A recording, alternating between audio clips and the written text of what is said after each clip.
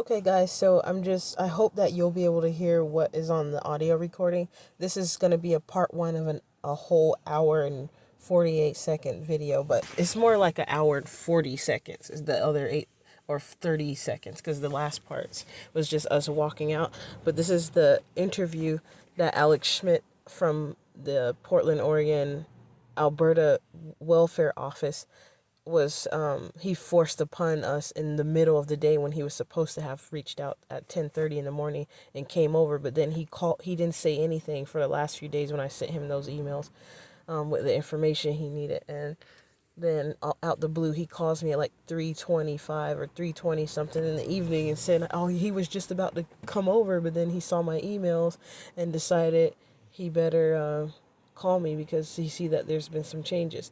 He tried to play it off like he just did. I'm pretty sure he been saw those emails and he was probably nervous and didn't really want to come talk to me after some of the stuff I said. Like letting him know about people ignoring me. He's one of those types, even if you have video proof of something, he'll look at it and say, oh no, well maybe you're just thinking it's that way, when he can clearly see that it's one way. He'll say that it's another.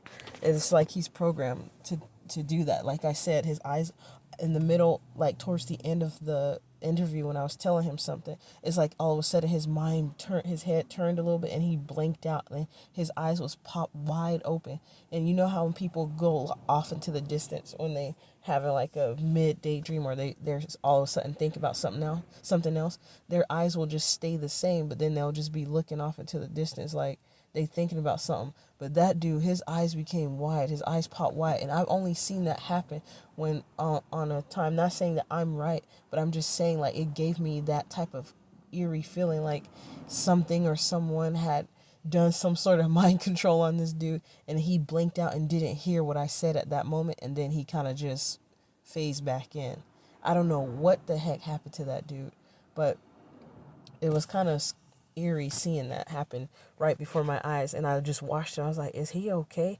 It's almost like as if someone made a loud clash cymbal sound next to someone's ear unexpectedly, and they popped their eyes open wide and they just in a state of shock with their mouth open. That's how he looked. And then he phased back in and started trying to finish saying a sentence that didn't have anything to do with what I had just said. So I don't know what they be doing to these people, or what he might be going through, or if he's been programmed because he's a person. Like maybe they did something to him, but he's not someone like, based on my perception, this is just my opinion and my perception, based on my encounters with him, he should not be someone that's in that position, because a lot of people, and it's not saying that I don't think that he should be working that job, but I'm just saying, like, for the issues at hand, people that are more intelligible and know different perspectives should be the people that work in those positions, because he's only basing things off of his perception and is not good. It's like he chooses to believe in delusion than reality. He only knows his reality, which is sort of a delusion, and then he tries to make excuses for people doing things that they should not be doing. But like I told him in later in the interview, I'll get to that part on part two. But let me shut up because I'm tired of talking on here. I just want to let you guys hear it. I'm going to play maybe. I started it from 24, but then it was staticky. Yeah, forget about. I'll talk about how this guy was doing later on, because this is an investigation that extended past 60 days. It's now approximately 160 days that it's going on, and he said that it was his fault that it's happening, that the lawyer stopped and ignored me, probably because it was a courtesy that she was helping me this time, because this second case is not necessarily a full-fledged case. It's just an investigation. And I did mention on here, like, how even if they couldn't do nothing and it was out of their scope of work, why not acknowledge what my email said, or let me know there's nothing that they could do about it? They all just went silent. And he trying to say something that she said, which was, I sound crazy, basically, because I'm trying to say how all these different people are out to get me or after me or something like that. And I said, well, of course not every person, but it's a like a lump sum of people. It's quite a few people, and it's people from different organizations doing the same exact thing. That's why I said they're working in unison, because they all acquiesce to remain silent and work with each other. So anyways, let's get to it. And I'll just pause some parts. And like this, I'll skip over the parts where it gets staticky a little bit and fast forward to where I'm at now, 31 minutes and 38 seconds. Or even say anything. Let me go back. It's about 24. I don't want it to be too long. She sent you the email, right? The clean and sober, not smoking marijuana, and not drinking any alcohol, because I still was struggling with the alcohol. As soon as I canceled this session so I can sleep, and because I said that, he said that he felt like I was taking his time for granted. But I'm learning. Okay, I apologize for the static. That I was picking up my son on the floor that time, because he started messing with some stuff, and then I went to go grab him, and so the phone was in my pants pocket, so that's why you hear that staticky noise. So basically, at this part, I was talking about how the reason why I'm sitting in front of Alex Schmidt's face at yesterday was because of this buffoon intern, this black man who was stuck up and thought he was too good and better than me, decided upon himself to say, because I wanted to sleep, and ask him to please cancel this therapy session, that I was taking his time for granted. And he thought that he'll let me go ahead and cancel that day. But ever since then, because there's 2 or 3 other ones I canceled, but then after about the third one, we canceled, and because I was going through a significant change during the change when I got my son back, and then I was working more overtime, and I was getting home at 2:00 in the morning. Sometimes going out all the way out to Hillsborough, picking up my son, and then coming back home around 3:00 in the morning, and then trying to get some sleep, and then so that I can do it again the next day. And it was starting to take a toll on me. Like, so I asked him. We basically came to the understanding that we were just gonna take like a week or the rest of the year off, which was like in December, November. I think November or December, we took the rest of the year off of having sessions, and said we'll resume in January, which is what happened. But it's like he held an unnecessary grudge, saying I'm taking his time for granted. And the reason why I feel like it was unnecessary is because he's the man who used to try to force me to hurry up, because he felt like he had other clients he needed to get to. He tried to make me feel rushed, like I wasn't as important. Like it came to that point. Just like one time he said I spoke to him about it one time, and then he said, okay, we'll do it for an hour. Then when that session came, he cut it to only 30 minutes. He interrupted me in a rude way. He was like, okay, that's good. And then I told him, you said we were supposed to do it for an hour. And ever since then, he been having a bad attitude. Like he don't like nobody. Like his attitude was as if I'm the client and he's the therapist. He runs and rules what I say to do. That's his type of attitude. I don't know if he got the big head because he was in that certain sort of position. But yeah, I got a picture, because he used to try to make it seem like my connection was messed up, but I heard him perfectly fine. And then it's a picture that shows how he actually feels about his job, or just about how he was listening, like how he felt talking to me or having to do a session with me. Like he was wishy-washy. So I'm like, dude, that's why. So anyways, I was about to say, that's why Alex Schmidt even said, well, wasn't that guy like a college graduate or something? So basically implying that he didn't really have much experience. But that still doesn't excuse poor decisions being made, especially out of spite, to like dictate someone's like basically retaliate against them. And then shortly after he told me he thinks that I should continue to have sessions with him, all of a sudden, and that's what I say in this short clip here, this section that I'm allowing to be heard, is I said something related to that. So that he was trying to do retaliation, and then all of a sudden he out the blue, Christina, the previous lady I was working with during the open actual case that was like court invested, like a judge was actually involved. I just it dawned on me how that orchestration worked out, like, because once they finally got a judge to be involved, it became an official case, because I wasn't put in the psychiatric hospital by a judge. It was by the stupid ass Portland police deciding on their own that they were going to put a mental hold on me and send me to the Unity Hospital. Is it called Emmanuel Legacy? But then after Emmanuel Legacy, they sent me over to Unity. So that was an orchestration to make my character appear some kind of way. And the ones who need to be in that psychiatric hospital are the ones who placed me in there. They're retarded as you know what. And I don't mean no offense to people that have a mental disability, like what they used to call the word retardation. That word is stupid. And I don't really think that should have been a word that they came up with in the first place to describe people who had like mental disabilities, like actual mental disabilities. It should have been used to another word for stupid people who should be cognitive and intelligible enough to conduct themselves in a mature manner, but they are not, and they choose to remain ignorant, like Alex Schmidt himself.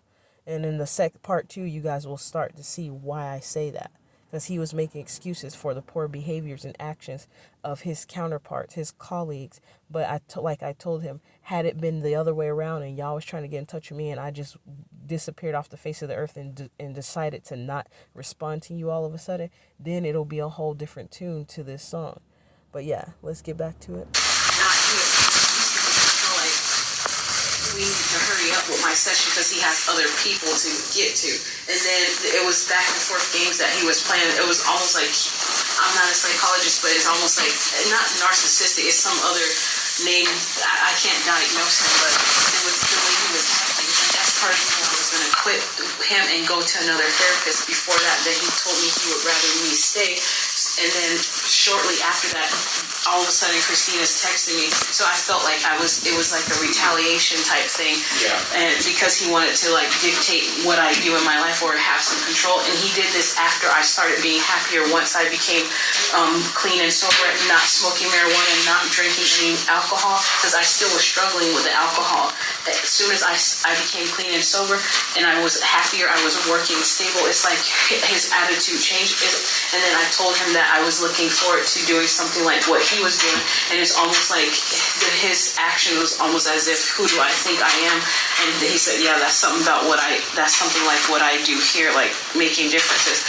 And I know that sounds like me just making some things up, but I can tell when someone's attitude and they start treating me different at a certain time. They were acting one way the whole time, then something happens and then the treatment is changed. And then shortly after that, he calls and tells somebody, he had his boss call the hotline saying they have a question about my psychosis or something like that. And I was like, that's not fair that they can just do that. And then now I'm in an investigation that is extended past 60 days. And then I have to work with people that are not responding.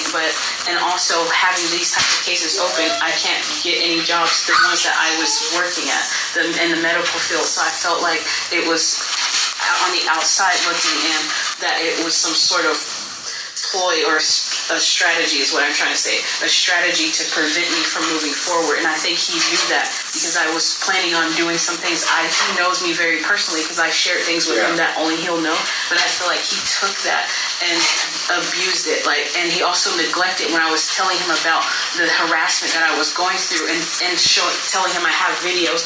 Even the man, I even finally got his number. I said, next time I'm going to have his number. And he was drunk that night and he was following me. He lives on the other side of the apartment, but he was either in the stairwell by my apartment, and then I came out, and then he came out the stairwell and went in the elevator with me. He went to Safeway with me. He was shopping at Safeway with me. I left the store before he left so that I wouldn't have him go with me. And I waited for some time, but it's crazy because as soon as I got back home, there he was coming around the corner at the same time, and someone held the elevator open for him, but to avoid getting in the elevator with him because he lives on the same floor, but he lives on the opposite side. He likes to come on my side, the side where I live at.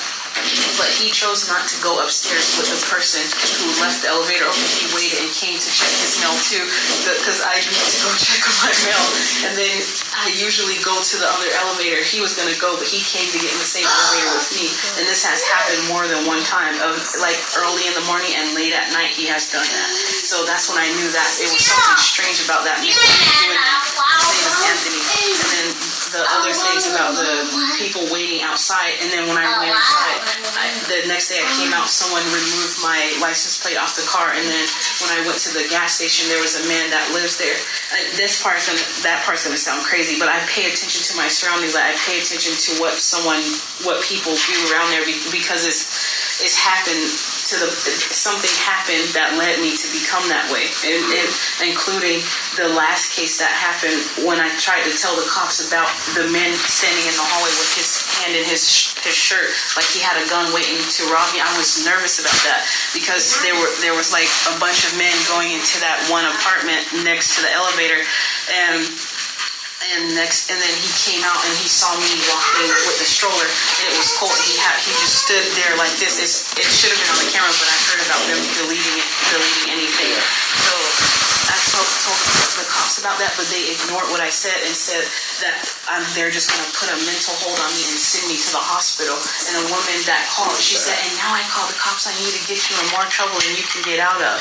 And when I told Dawn that, simply because some professionals said I had psychosis that night, she's saying, "Oh, well, maybe I don't remember. I just thought that she said that." I can't stand when people try to make it seem like I'm like mentally unstable or I'm not intelligible enough to know or cognitive to recognize the difference between a delusion and reality. And that's what I felt like has been happening throughout both of these cases, especially no one saying anything, and then it's being excused as, well, maybe this is what the case is. Before I let him say that, guys, I'm about to end the video right after this moment when he says it seems like this is a theme, as if he's trying to imply that I might be the one making this up. He's trying to put it back onto me. He's going to suffer in the future for this. Like, I'm talking about spiritually, because just because somebody don't, like, you're not getting away with that, buddy. His dry self. Walking. Anyways. I don't know why I said that. But guys, so the first part I missed to say is when that man, Anthony, was following me, and it's funny because he has the same name as my son's dad. But I meant to say something in there like I went to go check my mail so I wouldn't get on the elevator with Anthony, and that's when he decided to not get on the elevator with the individual that was holding the elevator open for him. They may have been holding it open for both of us. He was about to get on the elevator thinking I was about to get on there too, but when he saw I turned and go check my mail, he decided to not get on the elevator, and there was only one person on there, and come and try to check his mail too, so when I'm done checking my mail, he can get on the elevator I'm getting on. That's the part that I forgot to say, because I could sense it and see in Alex Schmidt's face that he wasn't really buying anything I was saying. Moron. And, I'm not trying to disrespect these people, but they clearly disrespected me by trying to imply that I'm somebody who don't know what I'm talking about. And throughout the whole conversation, even got a notification bell confirmation when I left the building saying like that man was, when I turned the recording off, I was like, he was talking to me like I don't know what I'm saying, or like something like that. And then it was like ding, and I was like, it got confirmation exactly that's what's been going on. So I think that was it, except for the ending part. And I apologize about the static. It's not going to be staticky for the entire audio.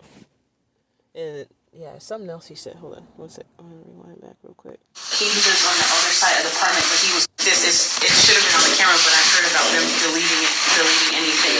So I told the cops about. Oh yeah, that's the part right there. When I know that they deleted it, I had a feeling, but there's a woman who went to have something that, like, it was something that happened. And she said she was about to sue them, but they had her attorney asked for the video, but the Louisa Flowers Apartments had deleted the video evidence. It's because someone is always watching and monitoring those cameras. I'm trying to make this clear for anybody else that lives there or who will live there to be careful of these people, because it's evident. If you pay attention to different stuff people say and some of the stuff they do, I'm going to make it apparent in some other video, let you be able to recognize and see how I know for a fact that the son of a Mason that was pretty big in Portland, who passed away, not the son passed away, but his dad passed away. He's the one who told me how the people sit in the Louisa Flowers apartments and watch those cameras, and when they come back in the morning, they roll the cameras back to see what happened. They do that like clockwork. They do that more consistently than their actual jobs that they're supposed to do. That's is a really crooked facility or apartment complex to be at. And even Alex Schmidt himself said he had a mom that he dealt with there that had schizophrenia, and she also had a what do you call that, psychosis at that apartment building because of how it was. That's what he was saying. Something else, a mom had psychosis at that apartment. It's because of the things that they have, that they do. Basically, I couldn't tell him this because he's a moron. He doesn't see the reality of certain things. He chooses to not believe it. But what's happening is there's people, because I've seen some of the management, the maintenance people hanging out with some of the thugs, and they were vice lords. And I remember I saw one of the manager dudes. He used to always say comments about my blue bandana socks. But then one time I saw him standing outside with his red bandana pants on, and red and white bandana pants on, across the street on one of those bikes that you will see like gangsters having with the high handlebars. And it wasn't a too clean bike, but it was one of them type of bikes. And he was like, he was watching. He would always be sitting outside watching me at certain times, and then he'll go in. It's like he was always out there right before I came outside at the right time when certain things happened, either that same day or previously. Like for instance, when I was getting groceries delivered by some other person that worked at Self Enhancement Inc., all of a sudden everybody was outside, and I wanted it to be discreet. But it's like certain things happen, and then all of a sudden certain people, not everybody, but certain people that I usually see, they was outside. They just be watching and being nosy. Is that kind of thing. And then but the other certain times they weren't able to be found or seen for over a month. When I started exposing some of the stuff that was going on, they punk behind was not nowhere to be found for about a month. I didn't see them, and that was rare because I was seeing them all at least every other day, and in the morning and the noon. And like as soon as I leave, another lady will leave. But after she been exposed enough, she stopped that. I noticed that she stopped completely. But yeah, I just wanted to say that there's people be watching the cameras, and they deleted the footage. That man that was standing in the hallway, he was playing a game with me at the elevator. Like they would, since they saw I was just standing still in the hallway, they went to the other side. And now I know it's them who pulled out. There's some stuff that I ripped up. They're the ones who went down in the elevator to get all the papers, and like months later, where it should have been gone, they put pieces of that paper outside of the elevator to remind me like that, or to show me. And they had a few pieces in the elevator. I could tell it was done like intentionally. Like it was something I ripped up when I was solving some for those of you who may come across this video and not know, I'm like a psychic investigator or medium. And I was solving deaths of what happened. It was being exposed to me about how so many people died. Even how like some of these organizations, for instance, Portland Rescue Mission got some money to start it. That's just like an example. But there is some stuff that was revealed to me about Portland Rescue Mission and why they turned me away when I was homeless with my son back in 2022. Because the lady was like, plus you were at Portland Rescue Mission already. So basically, I was like, what did me being at Portland Rescue Mission in the past when I was homeless and wasn't even pregnant have to do with me a few, like over 5 years later, needing some more assistance and asking to stay there? And she never said anything. Like, these people are petty. They all be playing games with people. And that's how I know it's more organized than it's like a group organized orchestration is what I'm trying to say.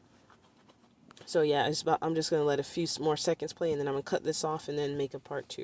That, but they ignored what I said and said that they're just going to put a mental hold on me and send me to the hospital. And a woman that called, she said, and now I call the cops on you to get you in more trouble than you can get out of. I got to fast forward a little bit. And that woman, when I said Dawn Andrews is the attorney with Metropolitan Public Defender's Office who agreed with them. She was trying to rub it off, like putting her hands up like, oh honey, child, don't worry about that. You probably just thought that that's what that woman said. That pissed me off so bad when she did that. And as they playing the game, that's how I know that they were all in on it. They know what was going on. They just want that money and want to do their little job. I think they get like a cut for doing that stuff, like when it's an orchestrated case. But I ain't gonna say nothing else because I was about to say let the tables turn. If they be still alive to even do that again, let me be able to call, bring judgment upon them. They ain't gonna be there no more. Not even on the earth. And when I told Dawn that, simply because some professionals said I had psychosis that night, she's saying, oh, well, maybe I don't remember. I just thought that she said that. I can't stand when people try to make it seem like I'm like mentally unstable or I'm not intelligible enough to know or cognitive to recognize the difference between a delusion and reality. And that's what I felt like has been happening throughout both of these cases, especially no one saying anything, and then it's being excused as, well, maybe this is what the case is. A lot of times, I'm getting a sense that, like, you reach out and report things and stuff, and that obviously you do that for a reason. But I'm getting, there's like a theme coming up here where you tell someone and then they don't do anything about it. Or even say anything, respond. But the reality is, like, a lot of things in life that happen, there's just no one who can really do anything about it. Like, if the guy is, like the guy following you around, and cops respond to crimes. Right. So a guy, unfortunately, it sounds not right the way it is, when some guy who's just kind of following you around, if he's punching That's you, stalking. But the legal definition of stalking is a lot more than just that. Okay. It would have to be like continually like peering in your window, or like you just feel like you can't go anywhere and he's not, or he just like he's always waiting on you. And so I think some of this is like you feel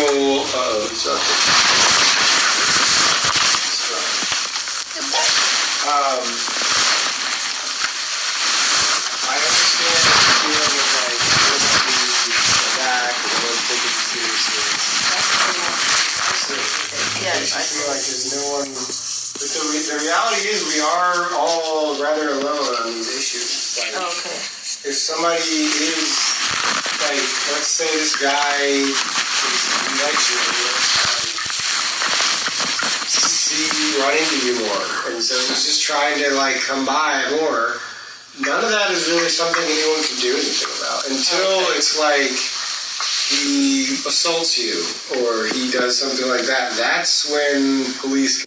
I hope you guys. I apologize for that, but after that static, I think it does get a little more static towards the end, and there will be some static in the part 2, because that part I got up and my son was marking his fingers up, I believe, with I think that's the part when he had a bunch of DVDs he found in that room. It was like a playroom, and then he dumped them all out, and he was about to mess up. Like, I saw Shrek and some other DVDs. Before he scratches them up, I went to go pick them up, and then there was another moment where he started marking up his fingers with an orange marker, and then he said something about it. So I went to go grab my son, and take the marker away from him and wipe his hands off, but with my hands, because there was no, wipes or anything. But I'm about to cut this off here. I just want, like, that last part before he said we're all rather alone in these issues. He was basically saying something. He said it again later on too, about basically I'm not isolated. He was like, he's trying to say that I feel isolated, but I'm not isolated. And then he says here that we're all rather alone on these issues. So I'm gonna end it right here. Do something. Okay. They just can't do anything about that. They can't. There's nothing they can do. And if you tell there's just like legally, I'm not an attorney, but I know a little bit of stuff. There's just these gray areas in life where it's like, okay, that guy's being weird, or he's bothering me, but he's not really committing a crime. Okay. So no one can really do anything. That's why the cop told me I was paranoid. Now I understand. Yeah. Like, I was being facetious when I said that's why a cop told me I was paranoid. I mean, yeah, I was paranoid. Now I understand. That's so crazy. But yeah, I'm just gonna stop this part here and then continue forward on another one. Thank you guys. And sorry, this was about 30 minutes long itself, but you can watch it at any time you want, over and over. And yeah, I'll just end it now. Thank you.